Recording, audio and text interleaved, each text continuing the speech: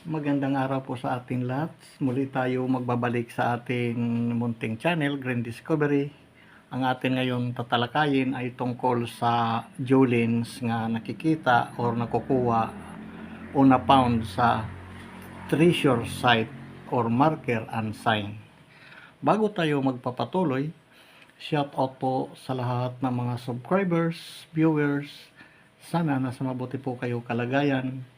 At atin ngayon makikita ay mga Julins nga na-found sa area or treasure site.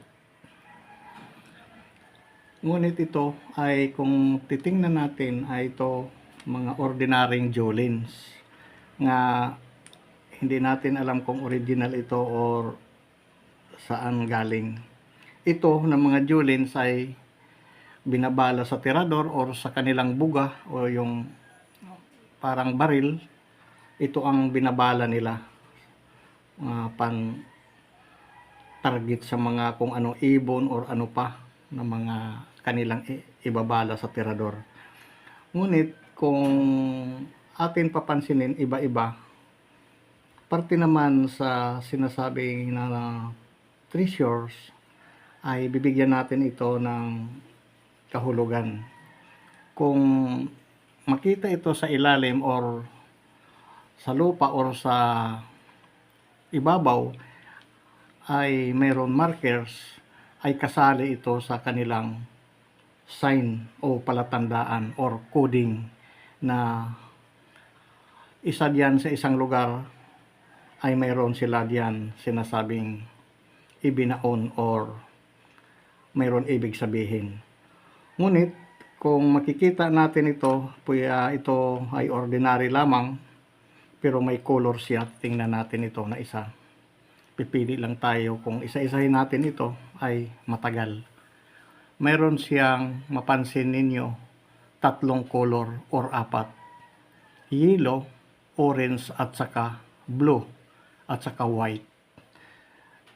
So ano bang ibig sabihin nito sa treasure sign and markers? Bibigyan natin ito ng isa-isa na karamihan sa atin na kikita or maraming tayo sa kanilang mga treasure area nga nakakuha sila ng Julins. Ito na ngayon ang atin tatalakayin. Isa-isahin natin itong color kung ano ba ang ibig sabihin nito sa partial analysis natin. So marami itong option sa mga iba nga atin mga magagaling na treasure hunter. Shout out po sa lahat sa inyo. At ito ngayon ay samahan na lang po niyo ako sa atin pagpapaliwanag or pagdidikod sa atin nakuha na informasyon sa iba nating mga magagaling na nagdi-discovered. So itong blue, yellow, orange at saka white ay ito ay atin ngayon umpisahan. Ito ang atin ngayon makikita kanina sa Julins. Unahin natin yung yellow, mga ka-discover. Kung makita natin ang Julins sa isang lugar, may siyang 4 colors. Ang sabi daw dito ng yellow sa atin pananaliksik ay land of gold, positive, treasure site or sa area. Ang ibig sabihin yung lugar mayroong gold of land o insakto sa pinagbaunan nila na reference for gold or etc. or ano pa man nga mga ibang itinago or mga precious mga gemstone. Ang color yellow yung nakita natin sa Julins, ito na site ay positive nga diyan nila itinago dahil dito sa reference na yellow. So diretso tayo naman sa blue at saka white. Kita ba ito natin mga ka-discover? Maliliit lang kasi yung pagkasulat. Unahin natin yung white colors means clear deposit center. Initial Bravo 360 degrees. Ano ba itong initial Bravo na ito? So, ang ibig sabihin nito mga ka-discovered ay deposit center bearing 360 degrees. Nilagyan nila ng close parenthesis. Ang white daw ay centers o clear deposit sa area. Yun ang color ng Jolens, pangalawang colors. Kasi may 4. Number 3, itong blue. Di ba? 1, 2, 3. Itong blue colors. Kumuna po ito sa lahat ng mga sa magagaling po natin mga treasure hunter, alam na po nila sa atin lang nag-uumpisa ay meron tayo kaunting knowledge dito. At napakaganda ito na malaman natin yung mga sign na ganito pala. Blue, source of waters, H2O pa, no? Ito yung kuha nila. H2O. Ito, reference, river or creek. Island sign, treasure in water. Ang blue daw ay nagre-reference sa tubig ay ang example dito ay rivers or sapa.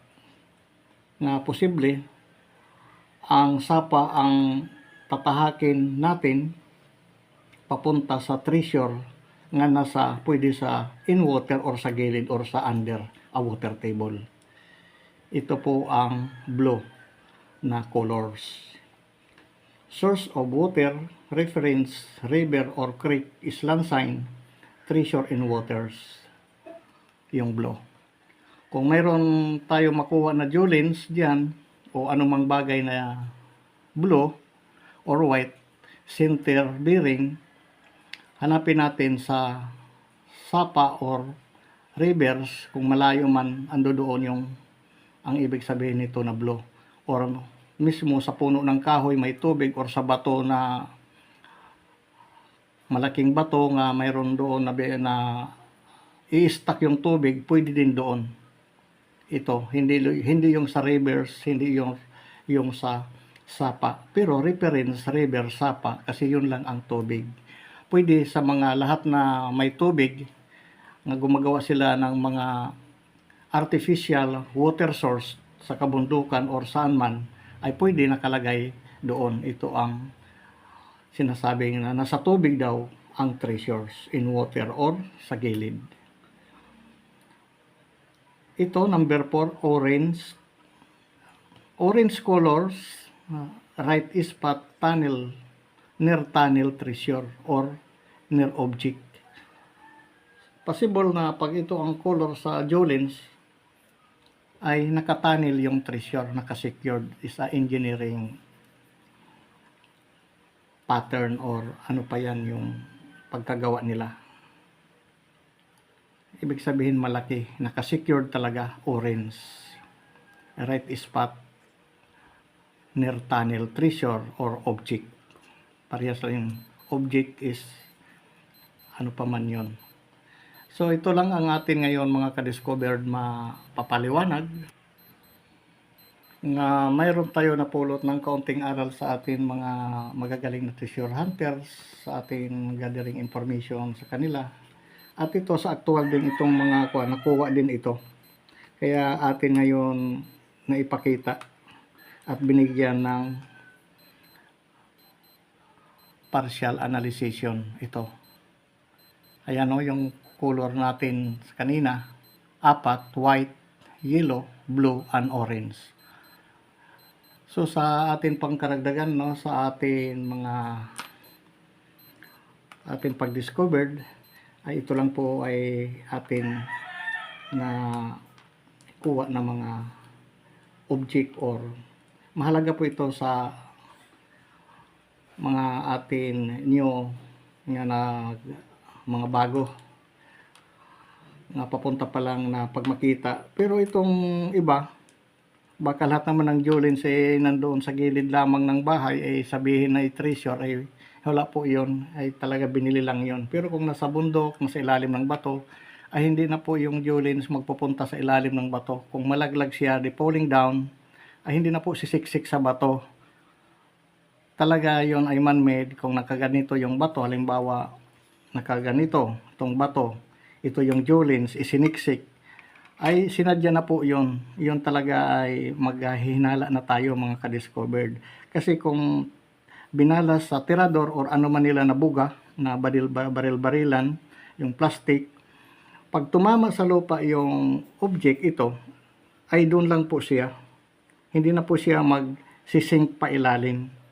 Ibig sabihin ay may man-made or treasure character na po yung maghinala na po tayo. So, depende po sa area nga napagkuhaan ng mga Jolens, hindi na lang po ito kukunin nga kung ano na lang pwede maibili sa tindahan, mga ka-discover. Ito naman, i-found ito sa under ng malaking bambus. Pero ang ilalim nito ay mayroon, karagdagan pala impormasyon, black precious stone ang ilalim. Una muna ito, tapos may basag na buti, tapos pangalawa, mababaw lang ito, 2 feet, mga ka-discover. Ito yung sign. So, yan lang po sa ating pagpapaliwanag at maraming po salamat sa ating panunood at God bless po sa lahat. Huwag makalimot mag-subscribe sa ating munting channel Grand Discovery sa YouTube.